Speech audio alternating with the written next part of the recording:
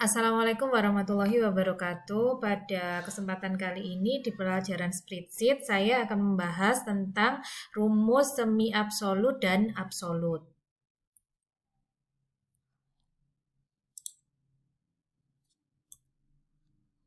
Nah, untuk materi pada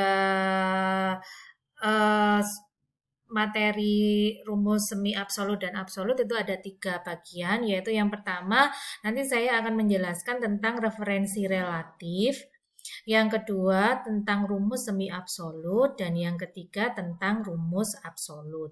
Jadi nanti ada 3 bagian ini di materi kali ini. Nah, yang pertama adalah pengertian tentang referensi relatif. Referensi relatif itu adalah semua referensi sel yang ada di Excel. Jadi, referensi sel yang aktif itu namanya referensi relatif. Rumus yang berisi referensi relatif berubah saat Anda menyalin dari satu sel ke sel yang lainnya. Itu contohnya jika kalian membuat rumus dan mengcopy ke bawahnya atau ke sampingnya, itu dinamakan dengan referensi relatif. Nah, kita akan coba praktekkan referensi relatif pada program Excel.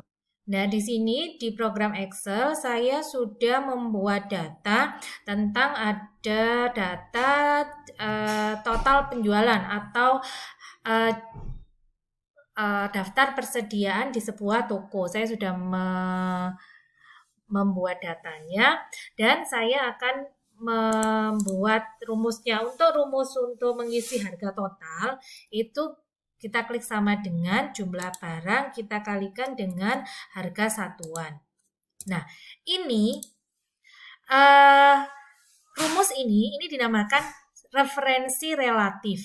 Jika kita copy ke bawahnya, kita pakai Ctrl C, kita copy ke bawahnya, itu nanti akan berubah. Jadi di sini tidak lagi B2 sama dengan B2 dikalikan D2, tetapi di bawahnya akan menjadi B3 dikalikan D3. Jadi seperti itu dinamakan rumus relatif. Atau bisa kita mengcopy ke bawah, kita drag. Jadi klik kiri sampai keluar tanda plus seperti ini, lalu kita tarik ke bawah, kita drag ke bawah. Itu namanya adalah fill handle. Jadi kita klik sampai keluar tanda plus, kita tarik ke bawah, namanya fill handle. Jadi seperti itu contoh dari referensi relatif. Sekarang kita ke materi yang kedua, yaitu rumus semi absolut. Rumus semi absolut yaitu rumus yang digunakan jika kita menginginkan pada saat menyalin rumus itu sel referensi kolom atau baris tidak berubah. Jadi yang terkunci adalah sel referensi kolom atau baris saja. Jadi kalau kita mengunci kolom, jadi yang berubah adalah barisnya. Jika kita mengunci baris, yang berubah adalah kolomnya. Ada 2 jenis. Di sini ada 2 jenis semi absolut, yaitu yang pertama absolut kolom dan yang kedua absolut baris. Absolut kolom itu kolom tidak berubah, tetapi barisnya berubah. Jadi yang terkunci adalah kolomnya. Nanti bentuk penulisannya adalah seperti ini, ada tanda dolarnya. Tanda dolar A1, jadi tanda dolarnya di depan. Ini bisa kita peroleh dengan menekan F4 3 kali, seperti itu. Yang untuk absolut baris, jadi yang terkunci harus barisnya saja. Berarti kita klik, nanti penulisannya adalah tanda dolarnya ada di tengah-tengah. Jadi seperti ini. Caranya bagaimana? Caranya adalah kita tekan F4 di keyboard itu sebanyak 2 kali. Nah, kita akan coba praktekkan rumus semi absolut pada program Excel. Nah, di sini ada data tentang biaya rental mobil per per hari. Kalau kita sewa mobil itu perharinya 500.000. Jadi saya sudah membuat data seperti ini. Kita akan cari berapa yang kita bayar jika kita menyewa. Ada di sini ada jumlah harinya 1, 2, atau 3. Jadi kita coba. Kalau datanya atau bentuk tabelnya seperti ini, kan ini. Jadinya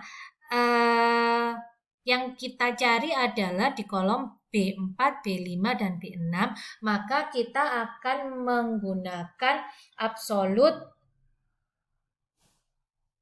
baris. Absolut baris. Jadi seperti itu. Ini sama dengan ini kita absolutkan, kita tekan F4 2 kali, kita kalikan dengan A4. Nah, seperti ini lalu kita kopikan ke bawah. Nah, seperti itu. Ini namanya adalah absolut baris. Jadi ini kan. Nah, bagaimana kalau absolut kolom? Kalau absolut kolom ini saya kopikan. Data ini akan saya rubah. Data ini akan saya rubah. Saya copy, lalu akan saya rubah menjadi baris.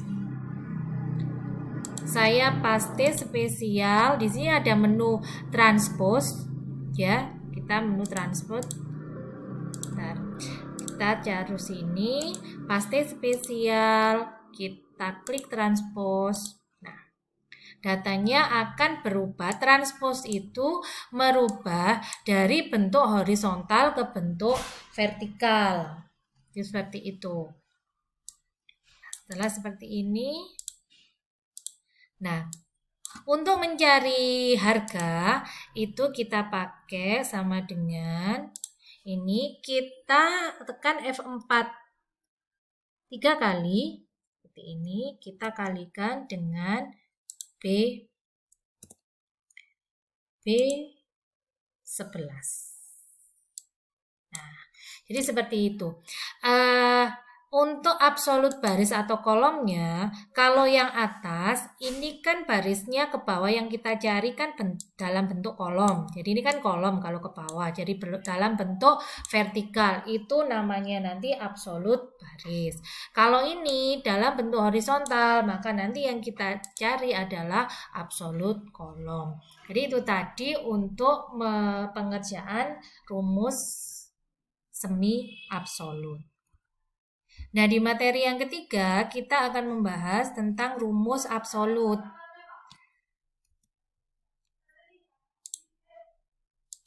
Rumus absolut itu adalah rumus yang digunakan jika kita menginginkan pada saat menyalin rumus, referensi jadi kolom dan barisnya itu tidak berubah. Jadi semuanya terkunci. Kalau yang semi absolut itu yang terkunci kan salah satu. Bisa kolomnya saja, bisa barisnya saja. Tetapi kalau absolut yang terkunci adalah dua-duanya. Bagaimana tandanya?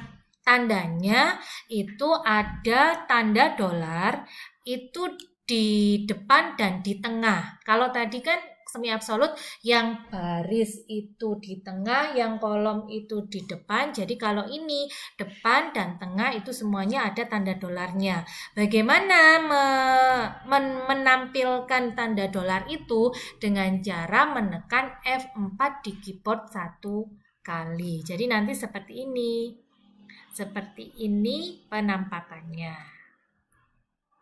Sekarang kita akan praktekkan rumus absolut.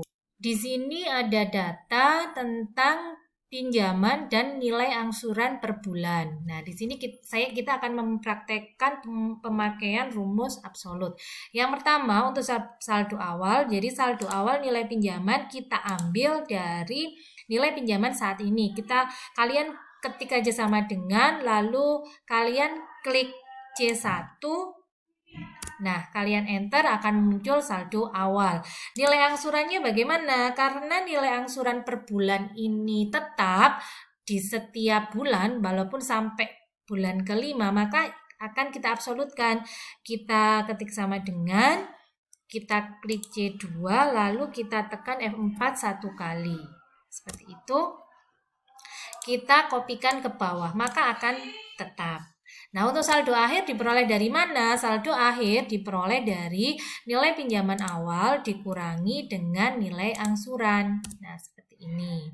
Nah, jangan lupa kalau mencari yang kedua atau periode 2, saldo awalnya berasal dari mana? Saldo awalnya berasal dari saldo akhir bulan pertama. Jadi kita ketik sama dengan kita klik saldo akhir atau D5. Seperti ini. Jadi kalau sudah seperti ini tinggal kita drag ke bawah seperti itu.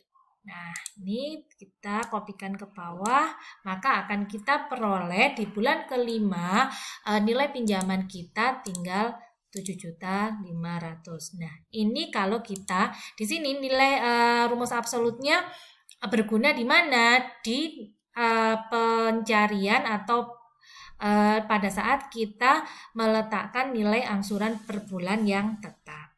Itu tadi adalah contoh untuk penggunaan rumus absolut. Demikian tadi pembahasan kita tentang rumus absolut dan semi absolut. Setelah kalian simak videonya, silakan kalian kerjakan tugas yang telah saya berikan. Dan jangan lupa juga simak video selanjutnya tentang rumus logika. Wassalamualaikum warahmatullahi wabarakatuh.